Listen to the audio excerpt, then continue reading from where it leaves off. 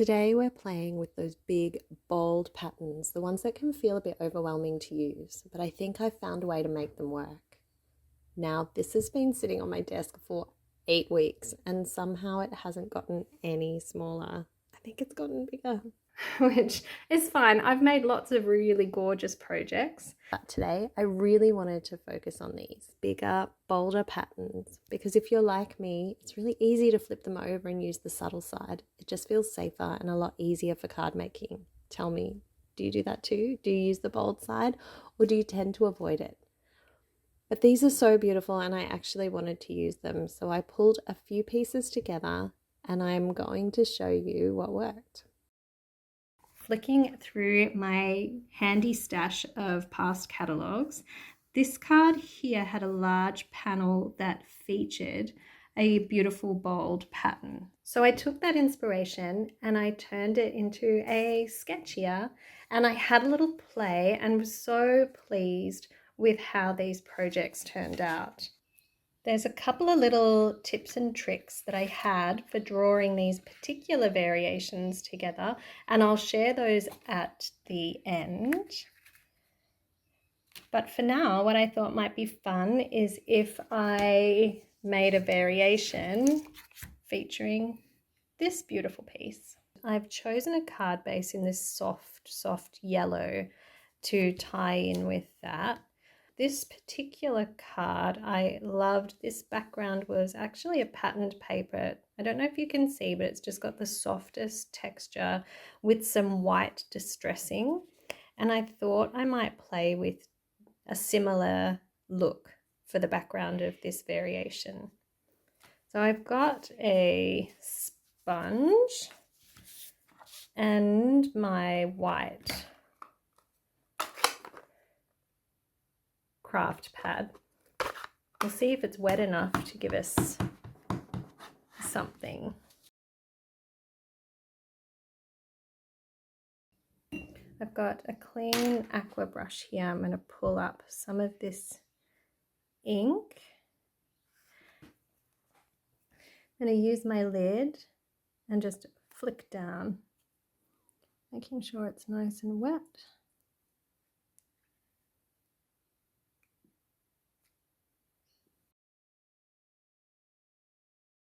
So I've just brought you down a little closer so you can see that effect. So I'm using the lid and I'm pushing the brush away from me across the paper to get this spray of white speckles.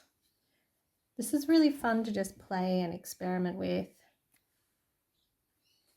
So I think that's going to make a really nice textured background.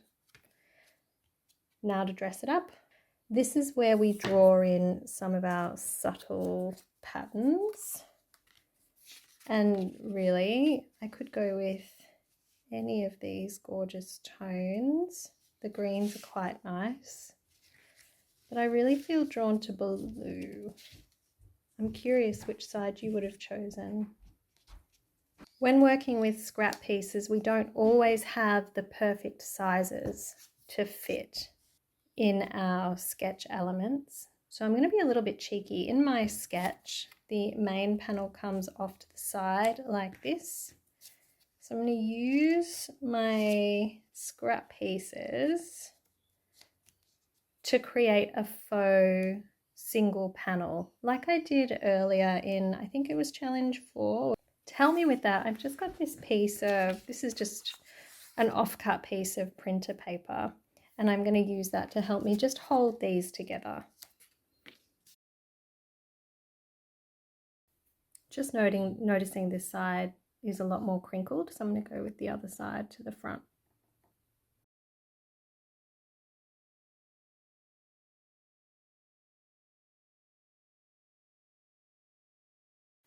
So I've got some die cut pieces here I thought would be just really subtle texture for the background. That's our same yellow, so it'll be a tone on tone. So I'm just going to glue them down where they'll be poking out from the back of this lighter colour.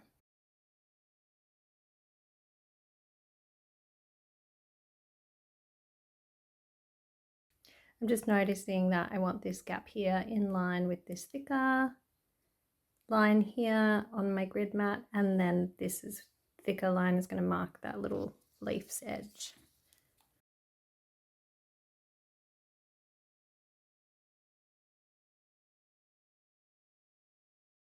This panel sits a little bit more central. Our beautiful, bold, busier pattern is going to sit a little bit more to the right, off center. And before we stick that down, I really liked that detail of some twine poking out from between those layers. I've done that on both these projects, and I think that that's added a really nice texture. I've pulled this from my stash. It's some kind of orangey tone with this gorgeous silver thread running through it, and I thought that matched in really well with the colors we've got in this project here. I'm going to want this sitting off to the right hand side behind here, and we're going to adhere it straight to this subtle pattern using some tear and tape.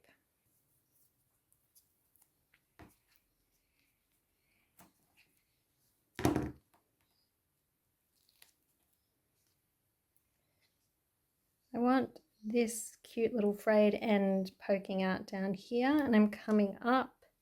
I'm doing the first loop. This is going to just sit poking out from the top here, so it doesn't have to be too high.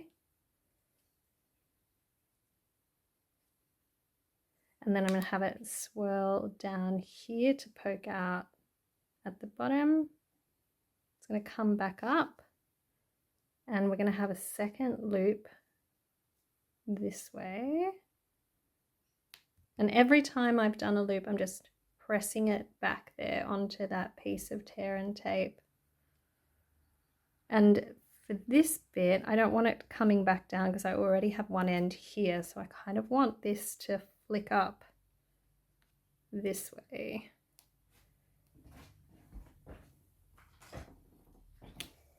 Press that in, use my ribbon scissors to give that a trim there. And we can use a little bit more tear and tape over the top.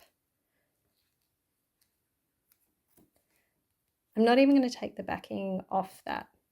I'm going to leave that there, just to really pressing in to make sure that that's going to hold my ribbon in behind all those layers when we've popped the whole card together.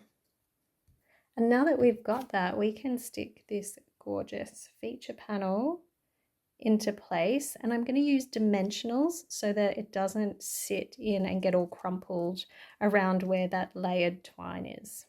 I'm aware of this being about 1 centimeter wide top and bottom, so when I put my dimensionals in place here, I'm going to just avoid that edge. You could put your dimensionals straight onto the back if you wanted to, but I think trying to avoid the twine becomes a little bit harder then. So I'm popping a few of these in and around the twine so that my patterned paper won't sink in there.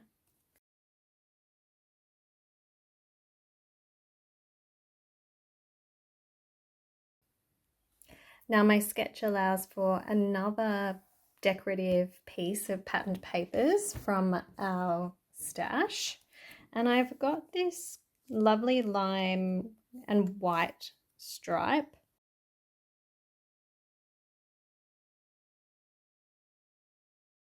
I'm just looking at my lines. In my previous attempts at this, the patterned paper has allowed a little bit more of that bold pattern to show beneath. But with this particular pattern with these gorgeous butterflies, I don't want to go up too high and cut too much off. So I might actually run that just a little lower. So if you notice, I've decorated each of these with a die cut word, and I love the way that helped sit amongst all of the bold colors and stand out really well. So I'm going to do the same again, but for this one I'm going to play with a different word from my stash, and I've got this gorgeous, amazing die, and I've cut that in black, which is the darkest tone that we've got through here, and I'm going to just glue that along that line there, using a little bit of scrap paper in behind it because this particular word is very thin and I don't want to end up with lots of glue spots on my work surface. Just looking at my positioning and how it's going to sit here with this butterfly. I don't want to cut that off too much, so I'm going to come along.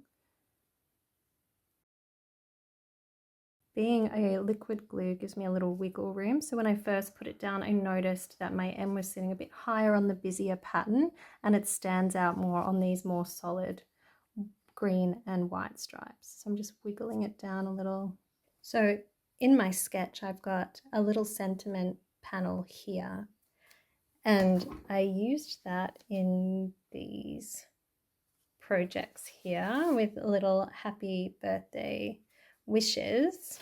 Because I wanted to try this lovely, amazing sentiment, we absolutely could still follow that sketch and put our little banner there, but I think this is going to work better up a little higher. So I played with the sentiment a few ways. I even trimmed a few of the words to see if I could find a place that I liked them, a placement that didn't cover up this butterfly too much, but in the end I actually like it better as a banner. So I'm going to slip it about here. And now to finish, I've got these lovely silver touches in the ribbon, and I think it'd be fun to add just a few jewels. So I was digging through my little jewel collection. I found this random green lime sequin that matched in, which I thought was really cute. And I've got some of these sparkly elements to add. So I'm really loving how this turned out. I did try the sketch a couple of different ways, as I've shown you a little bit through the video.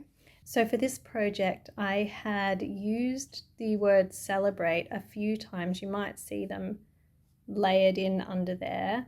I've gone with the early espresso first, and it did work really well, but it just didn't pop enough from the background to really stand out. So then I layered over a celebrate that was cut in a rust cardstock, and I put it to the side a little bit as I stuck it down so that the brown would end up being a shadow layer. And that looked great, but then when I looked at it in different lighting, it just didn't stand out well. So I did a third celebrate, and this time pulled out those rust tones but went lighter with Calypso Coral. And I'm really happy with how that's come together. And then with this one, I really wanted to feature this gorgeous color. And you can see here that I've used some scrap pieces that were too narrow to make a full feature. But I've done my little trick where I've done that here for you of making a panel just by layering them together and working that way. And I've done the same thing with these background pieces as well. You can see that that's not a full panel. Then again, with my tone on tone subtle banner here, I've had to do the same thing, just piece some together. But when you look at it all together, no one's going to really worry about the fact that that was cut or that it wasn't one full panel. It's actually worked and come together really well, and I love it. So I'll share a picture of this sketch over on my blog for those of you who would love to play along. I think this is probably the easiest way that I have found to use bold patterns without them feeling too busy in a really long time, and I'm loving how these have turned out. I thought that this might be the last challenge of my Use Your Stash Paper Scraps edition, but looking at the pile and all of the beautiful patterns still on my desk, I'm thinking I'm going to have to go for another round. I'm wondering what is something that you always do with scraps that I haven't tried yet. I'd love to hear from you. Thank you so much for joining me. Don't forget to hit subscribe if you would like to follow along and see more. Thank you for being here. See you next time.